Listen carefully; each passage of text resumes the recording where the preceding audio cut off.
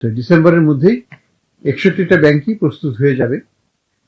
61টা ব্যাংকই তাদের data report করবে বাংলাদেশ ব্যাংকে একটা সার্টেন ফরম্যাটে।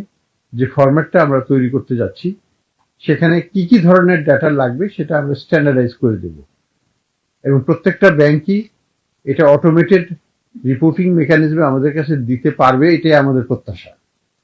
যারা পারবেন না তাদের কাছ থেকে আমরা আশা করব যে 6 মাসের মধ্যে যেন তারা সেই অবস্থায় নিয়ে যায় যাতে সেটা পারেন তারা।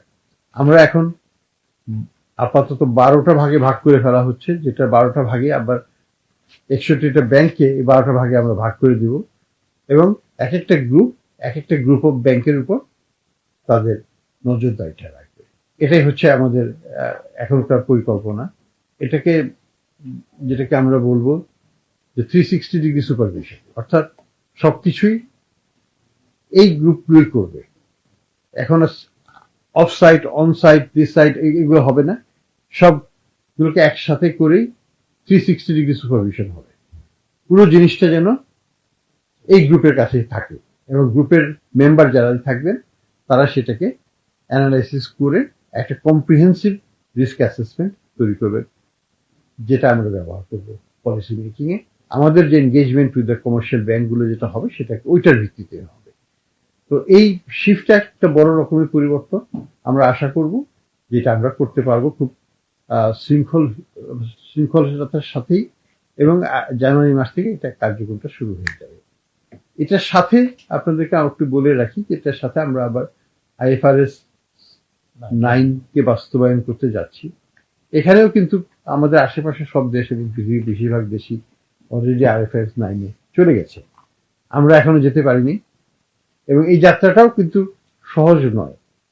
আমরা আশা করছি যে 2027 সালের জানুয়ারি থেকে এটাকে চালু করা যাবে। এটা একটা, আমি বলবো, একটা উচ্চভিলাষী, কারণ পৃথিবীর বেশিরভাগ দেশেই বলবো যেটা 3-4 বছরের নিচে হতে চায় না। আমরা 2 বছরে করার চেষ্টা করব, দেখা যাক কি হয়। তো সেটাও একটা বড় একটা দিক হবে, কারণ আমার যদি রিপোর্টিংটা যদি ঠিক মতো না হয়, আগের মতো যদি রিপোর্টিং হয়ে থাকে আগামীতেও, তাহলে কিন্তু যেটাকে আমরা এই কম্পিউটারের ভাষায় বলে গার্বেজ ইন গার্বেজ আউট, একই জিনিসই হবে। অর্থাৎ আমরা এমন সব তথ্য দেব যে তথ্যের ভিত্তিতে যে পারফরমেন্সও হবে সেটাও ওইভাবেই হবে। কাজেই আমাকে কিন্তু আমার রিপোর্টিংটাকে ঠিক করতে হবে, অ্যাকাউন্টিং গুলোকে ঠিক করতে হবে, এবং সেটাকে ফরওয়ার্ড লুকিং করতে হবে। সেই জন্য আমরা IFRS 9 কেও সমানভাবে জোর দিচ্ছি, কারণ ইন্সপেকশনটা তো খাওয়ার উপর হবে না, এটা তো তথ্যের ভিত্তিতেই হবে।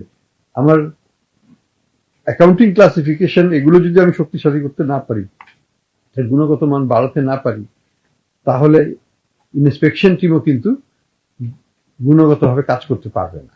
তো সেজন্য এই দুটোকেই আমাদেরকে সমান্তরালভাবে এগিয়ে নিতে হবে, যদিও সিকুয়েন্সিয়ালি আমরা একটার পর আরেকটা রাখছি, কারণ একসাথে তো সব করা সম্ভব হবে না, সেটা উচিত নয়। তো এটাই আমাদের প্রত্যাশা। আমরা চাই বাংলাদেশ ব্যাংকে লক্ষ্য হচ্ছে যে ব্যাংকিং খাতটা যেন সুসংগঠিত হোক, ব্যাংকিং খাতটা অন্যান্য দেশের মতো এবং উন্নত দেশগুলোর মতো যেন একটা ভালো একটা ভূমিকা রাখতে পারে আমাদের অর্থনৈতিক উন্নয়নে, সেটা আমাদের প্রত্যাশা। আমরা চাই প্রত্যেকটা ব্যাংকই যেন তাদের গ্রাহকদের আস্থার জায়গা হতে পারে। আমরা চাই তারা যেন প্রত্যেকেই গ্রাহককে ধরে রাখে, অ্যাট্রাক্ট করতে পারে, এবং নতুন নতুন ফাইন্যান্সিয়াল প্রোডাক্ট দিয়ে আমাদের অর্থনীতিকে সমৃদ্ধ করতে পারে।